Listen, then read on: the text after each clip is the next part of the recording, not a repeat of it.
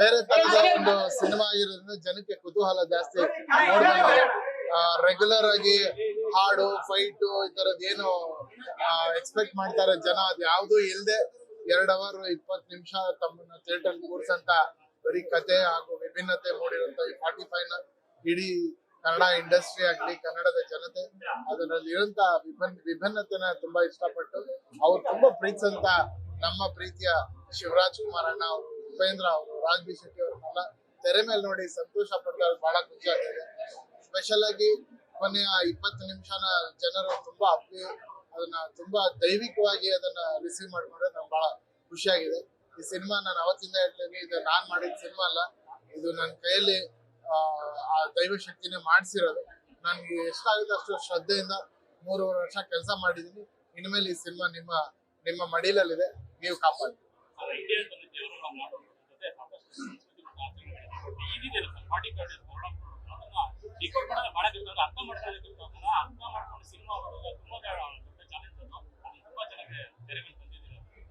ಇದು ಏನಂದ್ರೆ ನಮ್ಗೆ ಗರುಡ ಪುರಾಣದ ಏನ್ ಈ ಫಿಲ್ಮ್ ಅಲ್ಲಿ ಹೇಳಿದೀವಿ ಅದು ಖಂಡಿತವಾಗ್ಲೂ ಪ್ರತಿಯೊಬ್ಬರು ತಿಳ್ಕೊಳ್ಳುವಂತ ವಿಷಯ. ಹಾಗಂದ್ರೆ ಈ ಜನರೇಷನ್ ಅಲ್ಲಿ ಸುಮಾರು ಜನ ಆ ಶಾಸ್ತ್ರಗಳೆಲ್ಲ ಮರ್ತೋಗಿದ್ದಾರೆ. ನಾನು ಕೂಡ ಮರ್ತೋಗಿದ್ದೆ. ನಾನು ನಮ್ಮ ಅಣ್ಣನ ಕಳ್ಕೊಂಡಾಗ ನಾನು ಈ ಶಾಸ್ತ್ರಗಳೆಲ್ಲ ನನ್ನ ಕೈಯಾರೆ ಮಾಡಿದ್ದು. ಸೊ ಆ ಶಾಸ್ತ್ರಗಳು ಎಷ್ಟು ಇಂಪಾರ್ಟೆಂಟ್ ಒಂದು ಆತ್ಮ ಟ್ರಾವೆಲಿಂಗ್ ಗೆ ಅನ್ನೋದು ನನಗೆ ನಮ್ಮ ಗುರುಗಳು ಹೇಳಿದ್ರು. ನಾನು ಅದನ್ನ ನನ್ನ ತಲೆಯಲ್ಲಿ ಇದ್ದಾಗ ಯಾಕೆ ಇದು ಯಾವತ್ತು ನಮ್ಮ ಜನತೆಗೆ ಎಲ್ಲಾ ಕಡೆ ರೀಚ್ ಆಗಿಲ್ಲ, ನನಗೆ ಗೊತ್ತಿರ್ಲಿಲ್ಲ. ಯಾಕೆ ಇದನ್ನ ಸಿನಿಮಾ ಮೂಲಕ ಹೇಳಿದ್ರೆ ಇನ್ನೂ ಹೆಚ್ಚೆಚ್ಚಾಗಿ ನಮ್ಮ ಭಾರತದ ಸಂಸ್ಕೃತಿ ಇನ್ನು ಹೆಚ್ಚೆಚ್ಚಾಗಿ ಯೂತ್ಸ್ಗೆ ಎಲ್ಲರಿಗೂ ಗೊತ್ತಾಗುತ್ತೆ ಈ ಕಾರ್ಯಗಳಂದ್ರೆ ಏನು, ಆ ಕಾರ್ಯದ ಮಹತ್ವಗಳಂದ್ರೆ ಏನು. ಎಲ್ರು ಗರುಡ ಪುರಾಣ ಅಂದ್ರೆ ಹೆದರ್ಕೊಂತಾರೆ. ಇದು ಹೆದರ್ಕೊಳ್ಳೋ ವಿಚಾರ ಅಲ್ವೇ ಅಲ್ಲ. ಗರುಡ ಪುರಾಣ ಅನ್ನೋದು ಪ್ರತಿಯೊಬ್ಬರು ವಿಷಯ ತಿಳ್ಕೊಂಡ್ರೆ ತಮ್ಮ ಆತ್ಮಾವಲೋಕನ ಮಾಡ್ಕೋಬಹುದು. ಹಾಗೂ ನಮ್ಮನ್ನ ಯಾರು ಅಗಲಿರ್ತಾರೆ ಅವರ ಪಯಣಕ್ಕೆ ನಾವು ಇಲ್ಲಿಂದನೇ ಸಹಾಯ ಮಾಡಂತ ಒಂದು ಶಾಸ್ತ್ರವೇ ಗರುಡ ಪುರಾಣ. ಆ ಗರುಡ ಪುರಾಣನ ನಿಮ್ಗೆ ಸಿನಿಮಾದಲ್ಲಿ ತಂದಾಗ ತುಂಬಾ ಬೋರ್ ಮಾಡದೆ ಅದನ್ನು ಹೇಳಿ, ಈ ಕಡೆ ಫ್ಯಾನ್ಸ್ ಇಷ್ಟಪಟ್ಟು ಅದ್ರೊಳಗೆ ಕಥೆನೂ ಹೇಳಿ ಎಲ್ಲವನ್ನೂ ಪ್ರಯತ್ನ ಪಟ್ಟು ನಿಮ್ಮ ಮುಂದೆ ತರಕ್ಕೆ ಪ್ರಯತ್ನ ಪಟ್ಟಿರೋದೆ 45. ದಯಮಾಡಿ ನೋಡಿ ಗರುಡ ಪುರಾಣನ ಇನ್ನೂ ಹೆಚ್ಚಾಗಿ ಯೂತ್ಸ್ಗೆ, ಫ್ಯಾಮಿಲಿಗೆ ಗೊತ್ತಾಗಂಗ್ ಮಾಡಿ.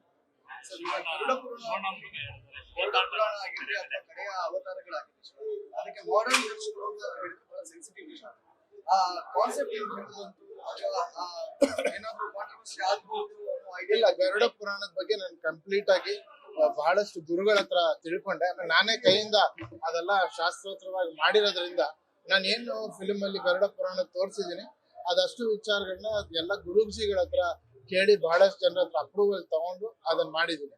ಸೊ ಯಾರೇ ಇವತ್ತವರೆಗೂ ನೋಡಿದಾರೆ ಎಲ್ರು ಆ ಗರುಡ ಪುರಾಣ ಓದಿರೋರೆಲ್ಲರೂ ಹೇಳ್ತಾ ಇದಾರೆ, ಸರ್ ಹೆಂಗೆ ಇದು ಇಷ್ಟು ಕರೆಕ್ಟ್ ಆಗಿ ಪ್ರತಿಯೊಂದು ವಿಷಯನ ಹೇಳಿದೀರಾ ಅಂತ. ಅದು ಬಹಳ ಸಂತೋಷ ಆಗುತ್ತೆ.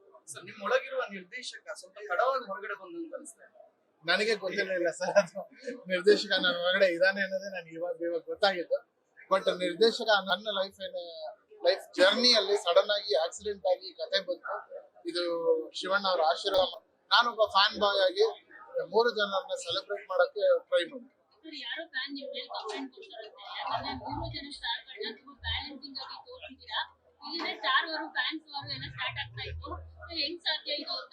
ನೋಡಿದೆ ಆ ವಿಡಿಯೋ, ನೋಡಿದ್ರೆ ಒಬ್ಬ ಬಹಳ ಕ್ಯೂಟ್ ಆಗಿ ಹೇಳಿದ್ರು.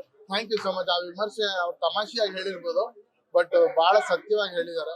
ಯಾಕಂದ್ರೆ ಆ ಜವಾಬ್ದಾರಿ ಇತ್ತು ನನಗೆ. 3 ಜನರು ದೊಡ್ಡ ನಟರು, ಅವ್ರವ್ರಿಗೆ ನಾನು ಇಷ್ಟ ಬಂದಂಗೆ ಮಾಡಕ್ಕಾಗಲ್ಲ. ಅದನ್ನ ಖಂಡಿತವರು ಬ್ಯಾಲೆನ್ಸ್ ಮಾಡಿದವ್ರು ಅವ್ರು ಕಂಡಿದ್ದಾರೆ ಅಂದ್ರೆ ಬಹಳ ಖುಷಿ ಆಗುತ್ತೆ. ಅರ್ಜುನ್ ಜನ್ಯ ಅವರು ಈ ರೀತಿಯಾದಂತ ಕಥೆಯ ಮುಟ್ಟೋದಕ್ಕೆ ಅವರ ಪರ್ಸನಲ್ ಲೈಫ್ ಅಲ್ಲಾದಂತ ಕೆಲವೊಂದು ಡಿಸ್ಟರ್ಬೆನ್ಸ್ ಅಂದ್ರೆ ನಿಮ್ಮ ಸಹೋದರ ಸಾವು ತುಂಬಾ ಮಾಡಿದ್ರಿ ಅಂತ ನಿಮ್ಗೆ ಅದೇ ಯಾಕೆ ಅಷ್ಟೊಂದು ಕಾಡ್ತು ಅಂತ? ಇಲ್ಲ, ಅದೇ ನಾನು ಹೇಳಿದ್ನಲ್ಲ, ಅದು ನಮ್ಮ ಅಣ್ಣನ್ನ ಕಳ್ಕೊಂಡಾಗ ನನ್ನ ಕೈಯಲ್ಲಿ ಇದೇನು ಗರುಡ ಪುರಾಣದ್ದು ಶಾಸ್ತ್ರಗಳು ಮಾಡಿಸಿದ್ರು, ಆ ಶಾಸ್ತ್ರಗಳು ನನ್ ತುಂಬಾ ಹಾಂಟ್ ಮಾಡಕ್ ಸ್ಟಾರ್ಟ್ ಆಯ್ತು. ಯಾಕಂದ್ರೆ ತುಂಬಾ ಹತ್ರದಲ್ಲಿದ್ರು ನನಗೆ ನಮ್ಮ ಅಣ್ಣ. ನಾನು ಎಮೋಷನಲಿ ಅವ್ರು ಏನ್ ಪಯಣ ಮುಂದಕ್ಕಿದೆ ಆ ಪಯಣ ತುಂಬಾ ಚೆನ್ನಾಗಿ ಸಾಗ್ಬೇಕು. ನಮ್ ಕಡೆಯಿಂದ ನಾವು ಇಲ್ಲಿ ಜೊತೆಲಿದ್ದಾಗ ಏನೋ ಲೋಪದೋಷಗಳಾಗಿದ್ರು ಅವ್ರು ಬದುಕಿದ್ದಾಗ ನಾವ್ ಎಷ್ಟು ಚೆನ್ನಾಗಿ ನೋಡ್ಕೊಂಡು ಅನ್ನೋದು ಮುಖ್ಯ ಅಲ್ಲ. ಅವ್ರು ಸತ್ ಮೇಲೆ ನಾವು ಅಳೋದು ಮುಖ್ಯ ಅಲ್ಲ, ಬದುಕಿದಾಗ ಎಷ್ಟು ಚೆನ್ನಾಗಿ ನಾವು ನೋಡ್ಕೊಂತೀವಿ ಅನ್ನೋದು ಮುಖ್ಯ. ಸೊ ಇವೆಲ್ಲವೂ ನನಗೆ ಗರುಡ ಪುರಾಣದ ನಾನು ಕಾರ್ಯಗಳು ಮಾಡ್ಬೇಕಾದ್ರೆ ಗೊತ್ತಾಗಿದ್ದು. ಆದ್ರಿಂದ ಅದು ಜನತೆಗೆ ಗೊತ್ತಾಗ್ಲಿ, ಯಾಕಂದ್ರೆ ಯೂತ್ಸ್ಗೆ ಅದ್ರ ಬಗ್ಗೆ ಗೊತ್ತಿಲ್ಲ. ಆ ಶಾಸ್ತ್ರದ ಬಗ್ಗೆ, ಆ ಶಾಸ್ತ್ರ ಬಹಳ ಇಂಪಾರ್ಟೆಂಟ್. ಪ್ರತಿಯೊಬ್ಬರು ಅದನ್ನ ಫಾಲೋ ಮಾಡಬೇಕು. ಬದುಕಿದ್ದಾಗ ಎಷ್ಟು ಇಂಪಾರ್ಟೆನ್ಸ್ ಇದೆ ಅಷ್ಟೇ ನಾವು ಯಾರನ್ನ ಕಳ್ಕೊಂಡಾಗ ಅಷ್ಟು ಜವಾಬ್ದಾರಿಗಳಿದೆ ಅನ್ನೋದು ಗರುಡ ಪುರಾಣದಲ್ಲಿ ಹೇಳಿದ್ದಾರೆ. ಅದು ನಾವೆಲ್ಲರೂ ಸನಾತನಿಗಳಾಗಿ ಫಾಲೋ ಮಾಡ್ತೀವಿ.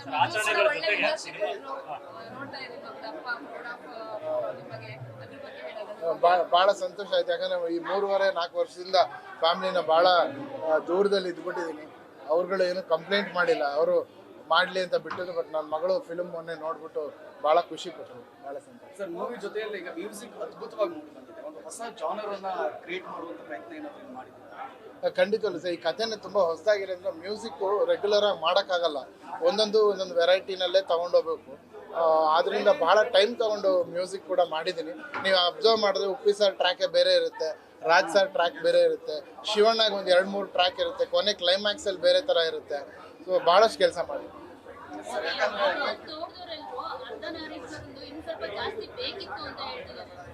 ಅದು ಒಳ್ಳೆ ವಿಷಯ. ಯಾವತ್ತು ಆಡಿಯನ್ಸು ಇನ್ನೂ ಬೇಕಿತ್ತು ಅಂತಾನೆ ಹೇಳಬೇಕು. ಸೊ ನಮಗೆ ಅದು ಸುಮಾರಷ್ಟು ಸೀನ್ಸ್ ನಮ್ಮ ತಲೆನಲ್ಲಿದೆ. ನೆಕ್ಸ್ಟ್ ಟೈಮ್ ಖಂಡಿತ ಮಾಡ್ತೀವಿ. ಸರ್, ಓವರಾಲ್ ಆಗಿ ಜನರಿಗೆ, ಅಭಿಮಾನಿಗಳಿಗೆ ಏನು ಹೇಳಕ್ಕೆ ಇಷ್ಟ? ಅಭಿಮಾನಿಗಳು